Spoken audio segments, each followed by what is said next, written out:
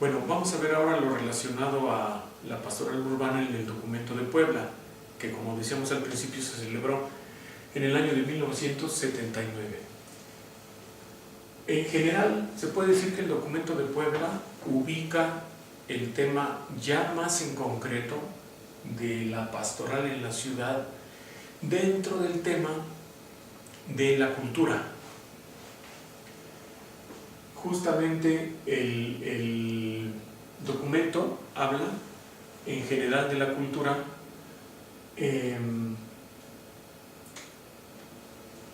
diciendo que la fe tiene que posicionarse dentro de las diferentes culturas. En primer lugar, en el número 400, el documento habla de que las culturas están vinculadas al reino, es decir, que las culturas son espacios, lugares y expresiones en las que se descubre el reino de Dios. Y una idea muy importante que viene en el número 401 es justamente cuando se habla de las semillas del verbo.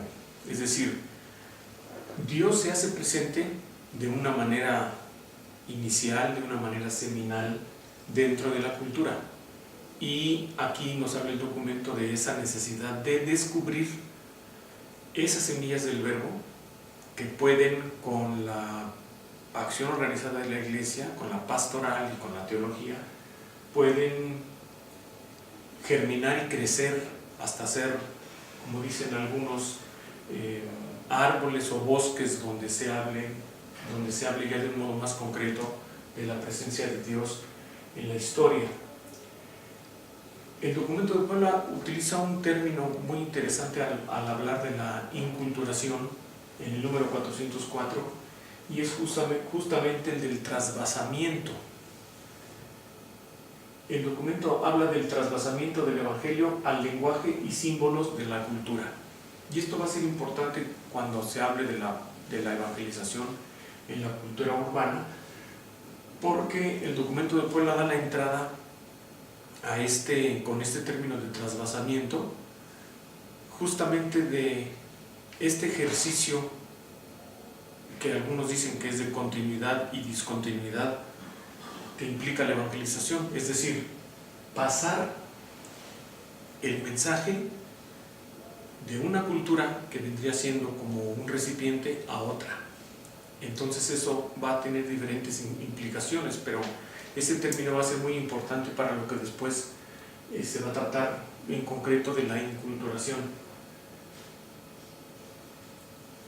Justamente hablando de las culturas a través de la inculturación, nos dice el documento de Puebla que las culturas se ven renovadas, elevadas y perfeccionadas por el Espíritu del resucitado.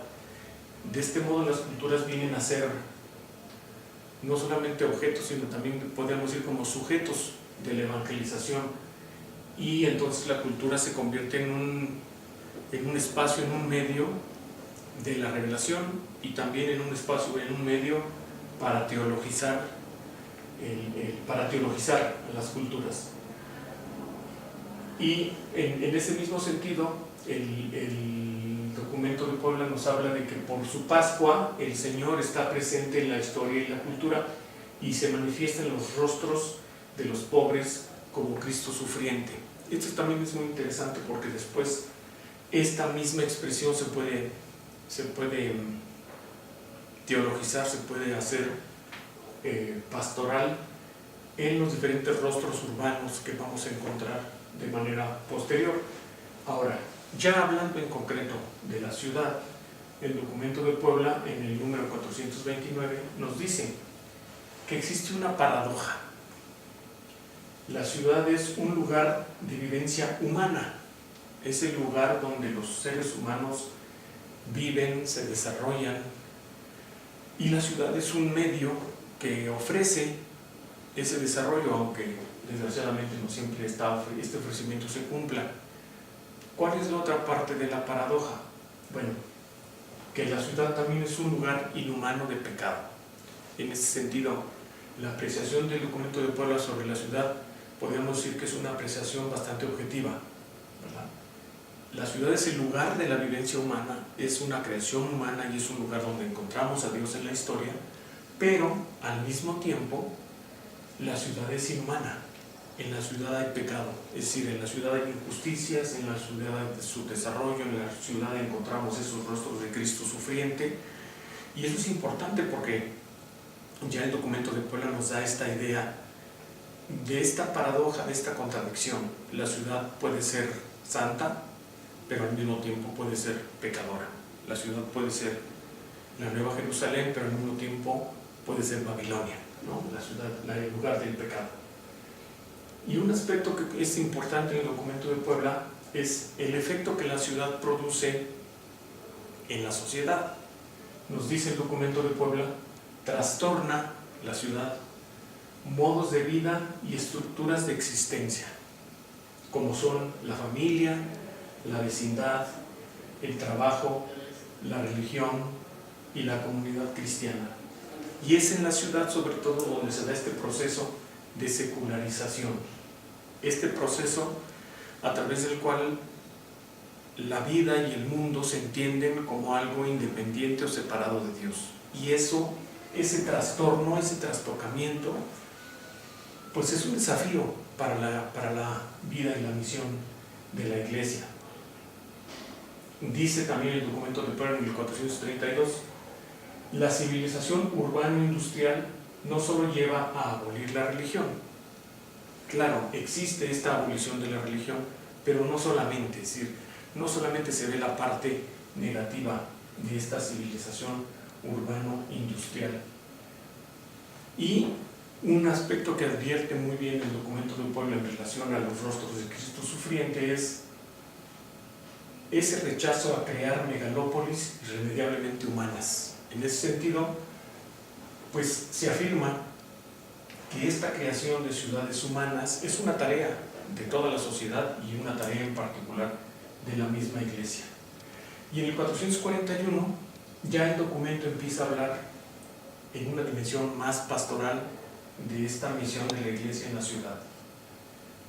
Todo lo anterior hace necesario trazar criterios y caminos para una pastoral de la ciudad. Entonces aquí el documento de Puebla ya nos está diciendo,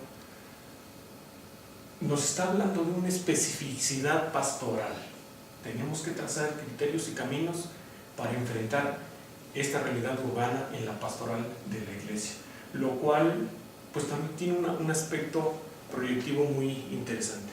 Entonces, en general podríamos decir que el documento de Puebla ya tiene una perspectiva más concreta, más objetiva de la realidad urbana en esta paradoja que es positiva y al mismo tiempo es negativa, que es un reto para la vida y la misión de la Iglesia, pero que la ciudad es el lugar, como otras culturas, donde encontramos a ese Señor